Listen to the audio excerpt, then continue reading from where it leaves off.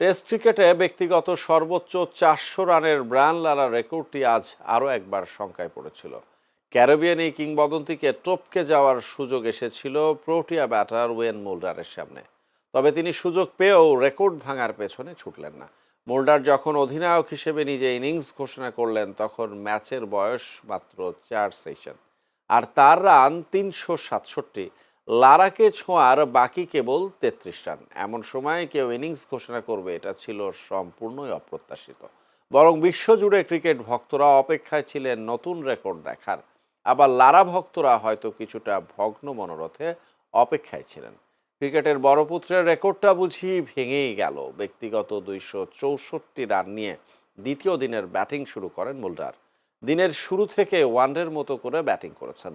তাতে খুব বেশি সময় লাগেনি ট্রিপল সেঞ্চুরিতে পৌঁছাতে। মাত্র ২৯৭ বলে এই মাইল ফলক ছুঁয়েছেন প্রোটিয়া অধিনায়ক।